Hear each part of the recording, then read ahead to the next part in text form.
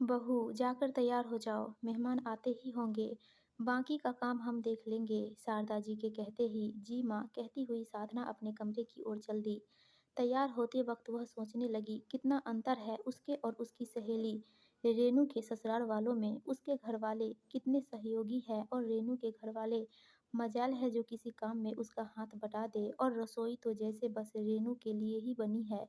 यह सब सोचती हुई वह तैयार हो गई। साधना ने आज शाम खाने पर अपनी ऑफिस वाली खास सहेली रेनू को सपरिवार आमंत्रित किया था, इसलिए घर के सभी लोग काम पर लगे थे। साधना की सास शारदा जी सलाद काटने लगी, ससुर जी डाइनिंग पर रखे अनावश्यक सामान हटाने लगे। पति रोहित ने नया डाइनिंग सेट निकाला तो साधना का बेटा फटाफट उसे साफ करने में अपने पापा की मदद करने लगा। गर्मा गर्म खाना बन चुका था, सोफे के कवर वगैरह सब बदले जा चुके थे और यहाँ साधना भी तैयार होकर आ गई थी।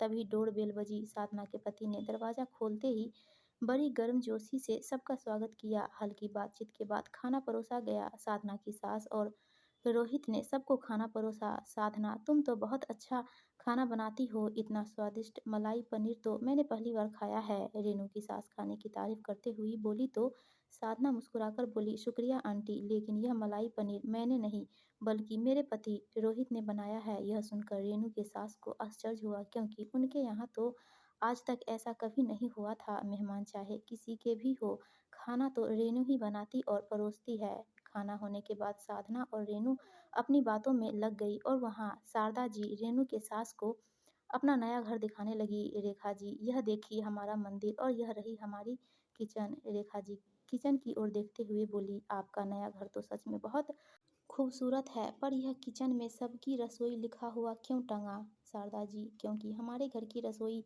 सबकी रसोई है, हमारे यहाँ तो रसोई सिर्फ घर की महिला की होती है। बहन जी, जब आज की बहू बेटियां मेहनत करके बाहर की दुनिया अपने नाम लिख रही हैं, तो क्या हम उनका सहयोग करते हुए घर के कुछ काम अपने नाम नहीं लिख सकते हैं? रेखा जी कुछ सोच में पड़ गई। तभी रेनू बोली, माँ जी अब चले, रात हो रही है, सुबह ऑफिस भी जाना है। चलते हैं बहू, जरा 2 घड़ी और बैठ ले। रेखा जी की बात पर वह घड़ी की ओर देखती हुई चिंतित हो बैठ गई। सुबह के लिए सब्जी काट कर रखनी है, ऑफिस के लिए साड़ी प्रेस करनी है, पापा जी को दवा देनी है।